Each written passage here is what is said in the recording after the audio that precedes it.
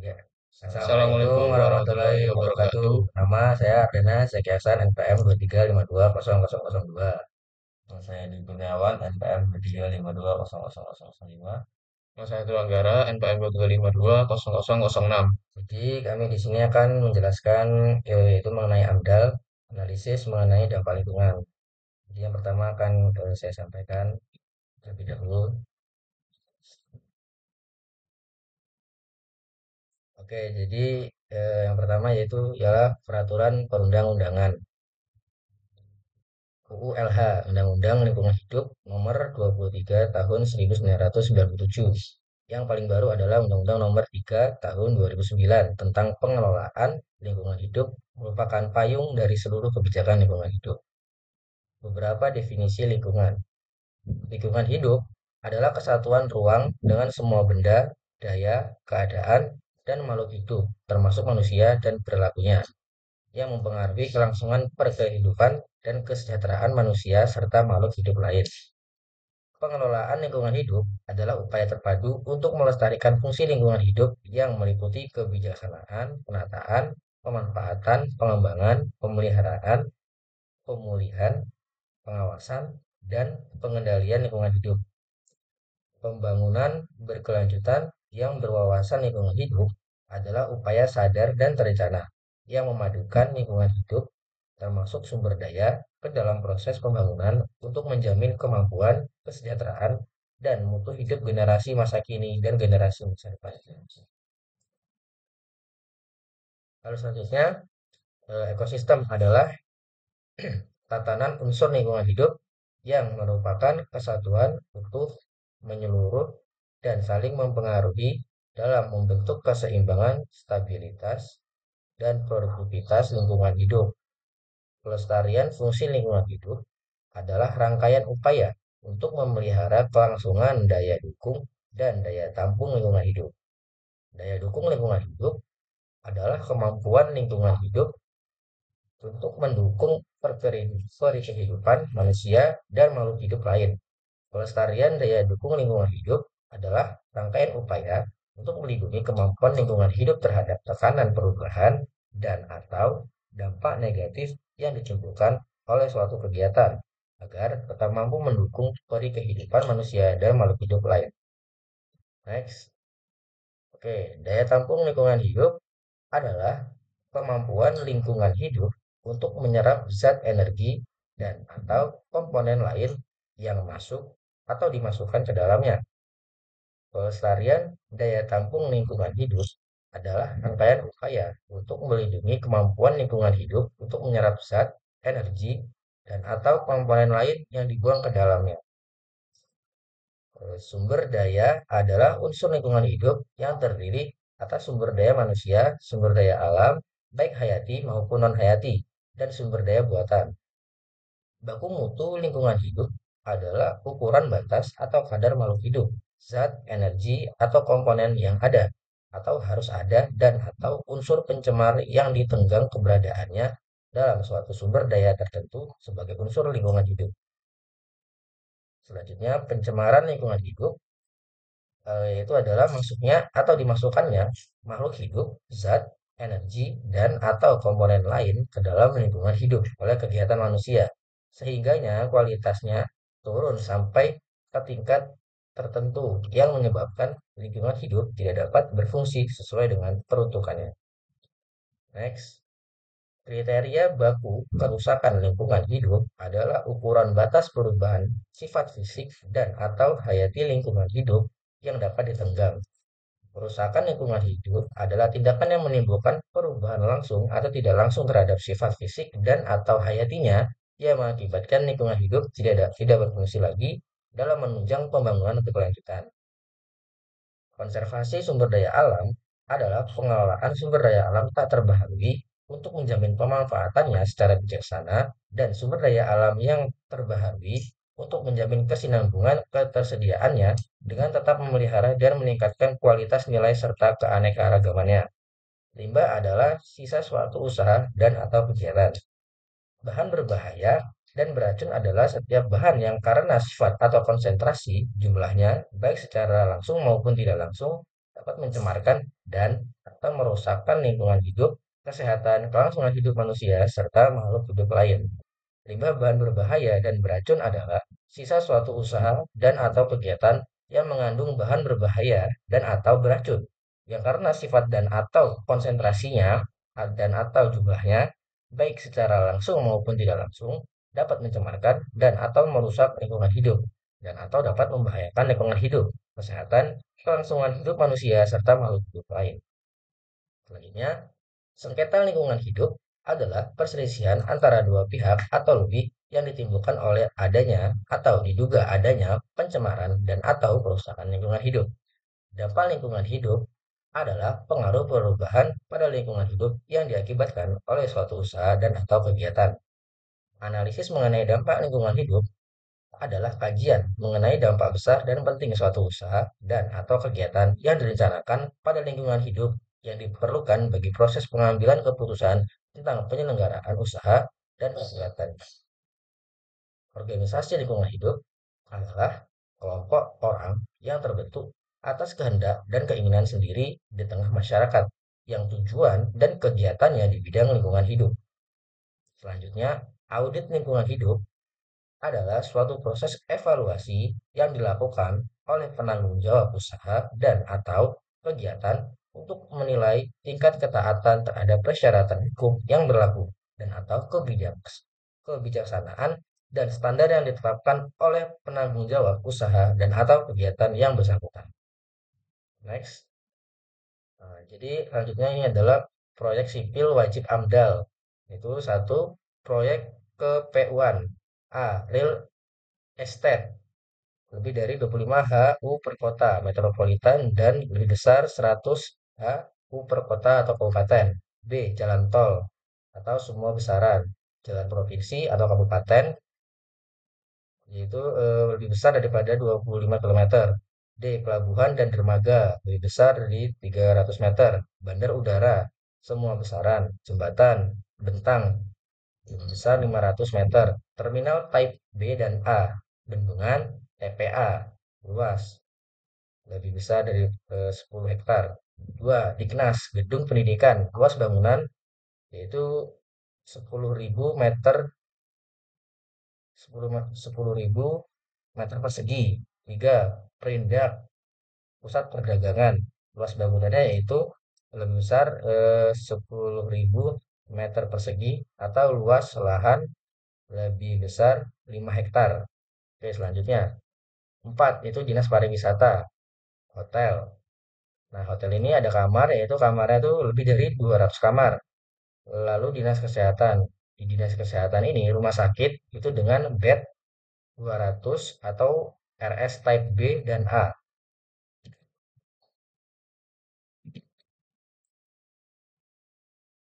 Nah, jadi di sini yaitu pembangunan menyebabkan perubahan bentang alam dengan berbagai kemungkinan dampak negatif, tidak bermanfaat, serta dampak positif bermanfaat bagi masyarakat sekitarnya. Pemrakarsa, yaitu berpegang pada prinsip precautionary principle, yaitu prinsip kehati-hatian, sangat menyadari akan hal ini. Agar pembangunan berwawasan lingkungan dapat tercapai, sebagai langkah awal pemilik proyek wajib menyusuri dokumen AMDAL.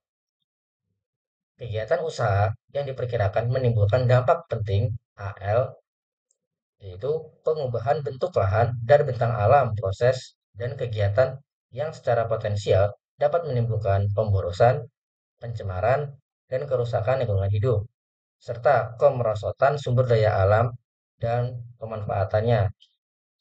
PP nomor 27 tahun 1999 tentang AMDAL. Keputusan Menteri Lingkungan Hidup nomor 11 tahun 2006 tentang kegiatan-kegiatan wajib AMDAL. Oke, jadi untuk slide selanjutnya akan disampaikan oleh rekan saya. Ya, jadi Satrio. Ini, lanjut, lanjut, lanjut. Jadi, tujuan studi Anda mengidentifikasi komponen kegiatan yang diperkirakan menimbulkan potensi dampak besar dan penting terhadap lingkungan, mengidentifikasi komponen dan non lingkungan hidup, dalam areal proyek maupun di sekitar proyek yang diperkirakan akan terkena dampak besar dan penting. Memperkirakan dan mengevaluasi dampak besar dan penting terhadap lingkungan yang timbul akibat kegiatan pembangunan.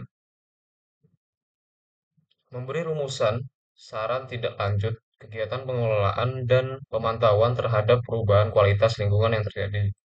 Sehingga Pemrakarsa sebagai pengelola proyek dapat segera mengantisipasi dampak besar dan penting yang negatif dan dapat lebih mengembangkan segala dampak positif.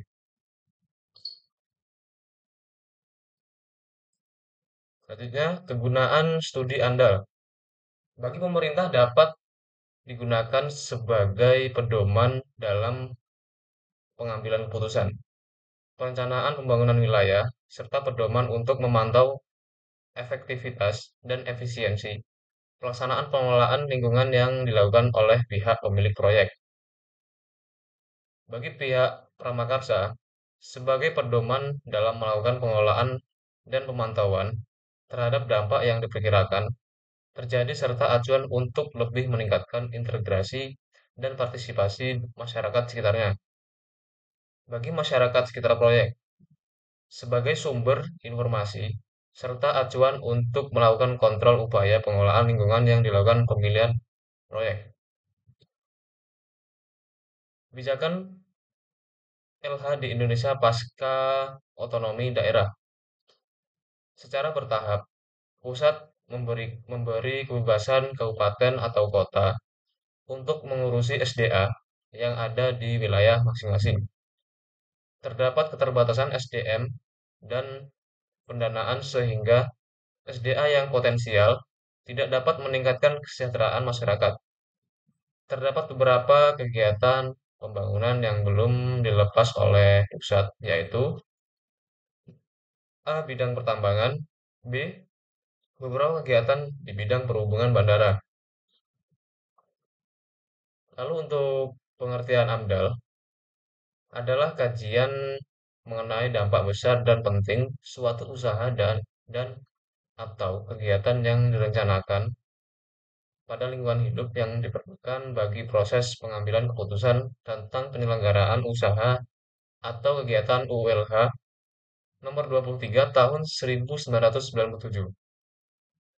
Usaha-usaha yang menimbulkan dampak besar dan penting. Pertama, pengubahan bentang alam dan bentuk lahan, eksploitasi SDA, proses dan kegiatan yang secara potensial akan memberikan pemborosan, pencemaran, dan kerusakan lingkungan. Proses dan kegiatan yang hasilnya dapat mempengaruhi lingkungan alam, sosial, ekonomi, dan budaya, serta lingkungan buatan. Proses dan kegiatan yang hasilnya dapat mempengaruhi pelestarian kawasan, konservasi SDA, atau perlindungan cagar budaya. Introduksi jenis tumbuh-tumbuhan, jenis hewan, dan jasa training. Pembuatan dan penggunaan bahan hayati atau non-hayati. Penerapan teknologi yang diperkirakan mempunyai potensi besar untuk mempengaruhi lingkungan. Untuk kriteria dampak besar dan penting, yang pertama adalah jumlah manusia yang terkena dampak, kedua luas wilayah persebaran dampak, tiga intensitas dan lamanya dampak berlangsung, empat komponen LH lain yang terkena dampak, lima sifat kumulatif dampak, dan yang terakhir berbalik atau tidak berbaliknya dampak. Jenis-jenis AMDAL. Yang pertama adalah AMDAL tunggal, adalah hanya satu jenis usaha atau kegiatan yang kewenangan pembinaannya di bawah satu instansi yang membidangi usaha atau kegiatan. Yang kedua, AMDAL terpadu atau multisektoral adalah hasil kajian mengenai dampak besar dan penting usaha atau kegiatan terpadu yang direncanakan terhadap LH dan melibatkan lebih dari satu instansi yang membidangi kegiatan tersebut. Kriteria kegiatan terpadu meliputi yang pertama itu berbagai usaha atau kegiatan tersebut mempunyai keterkaitan dalam perencanaan dan proses produksinya. Yang kedua, adalah usaha dan kegiatan tersebut berada dalam satu kesatuan hamparan ekosistem. Selanjutnya, amdal kawasan adalah hasil kajian mengenai dampak besar dan penting usaha atau kegiatan yang direncanakan terhadap LH dalam satu kesatuan hamparan ekosistem zona pengembangan wilayah atau kawasan sesuai dengan RT RW yang ada. Kriteria AMDAL kawasan.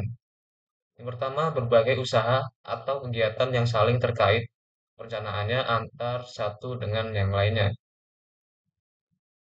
Berbagai usaha atau kegiatan tersebut terletak dalam atau merupakan satu kesatuan zona pengembangan wilayah kawasan sesuai dengan rencana tata ruang wilayah atau rencana tata ruang kawasan. Usaha atau kegiatan tersebut terletak pada kesatuan hamparan ekosistem.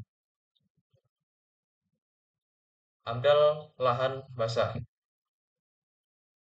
Paduan penyusunan AMDAL lahan basah sesuai dengan Keputusan Menteri Lingkungan Hidup Nomor 5 Tahun 2000. Salah satu kategori wilayah yang perlu dioptimalkan pembangunannya adalah kawasan lahan basah.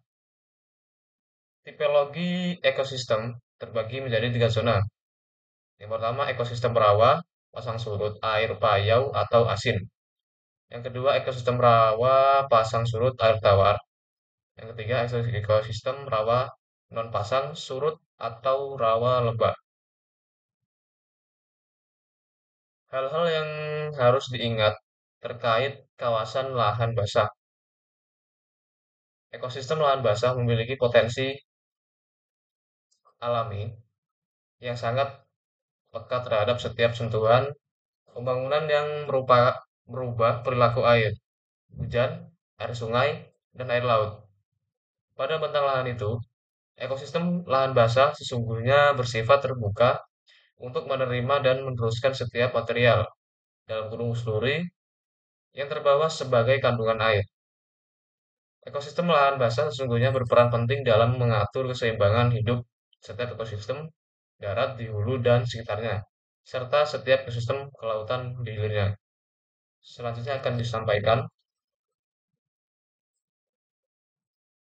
Nah, selanjutnya kawasan yang harus dilestarikan. Yang pertama adalah kawasan gambut.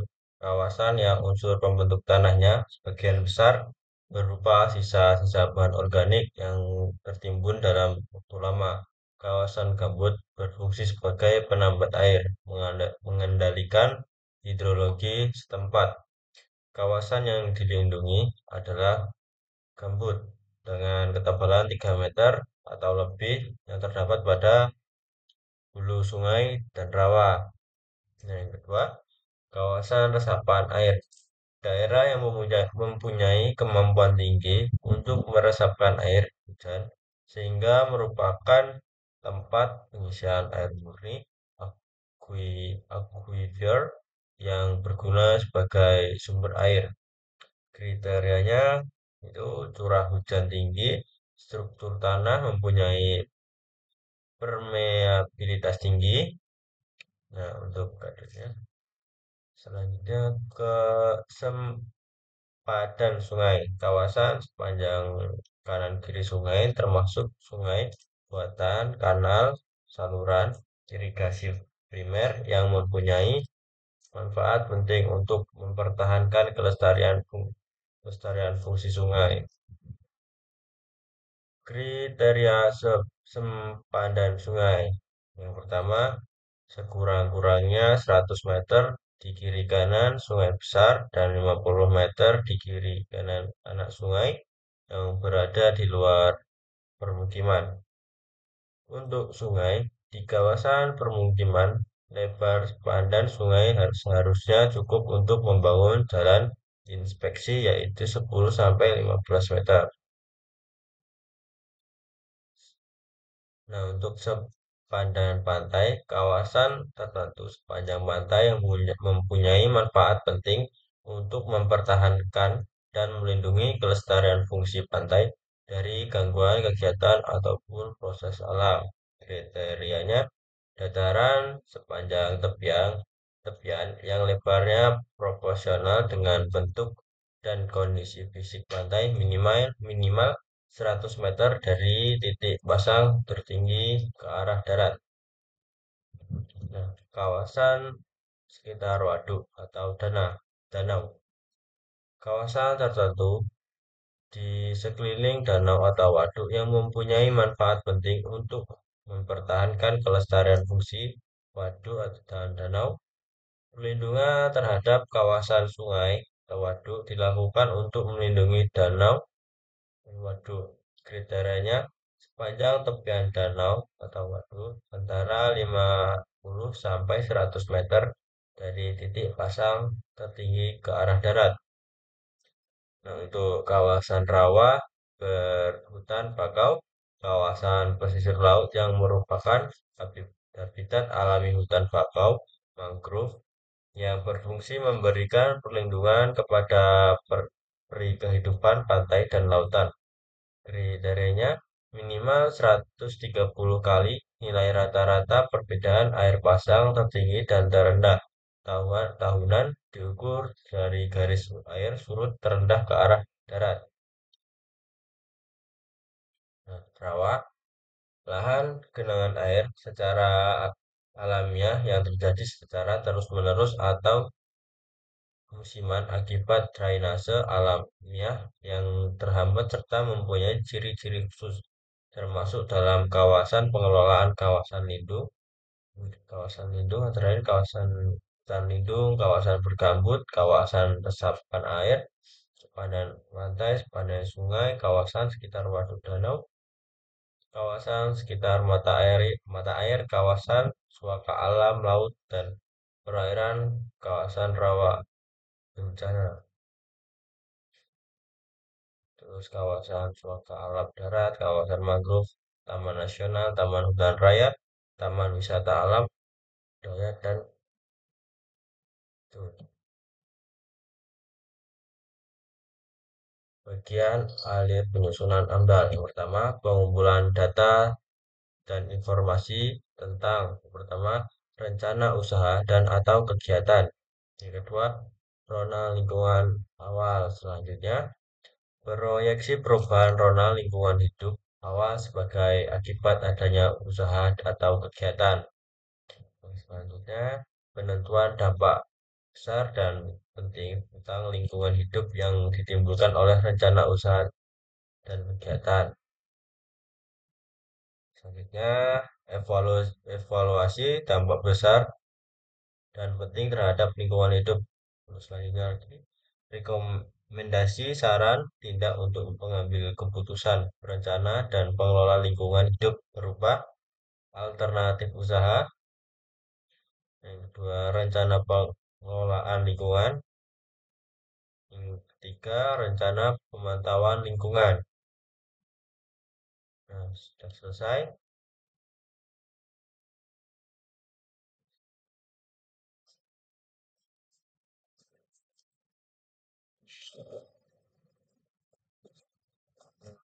Ya, jadi mungkin itu yang bisa kami sampaikan. Untuk kurang dan lebihnya kami mohon maaf. Kami akhiri. Wassalamualaikum Wassalamualaikum warahmatullahi warahmatullahi wabarakatuh. wabarakatuh.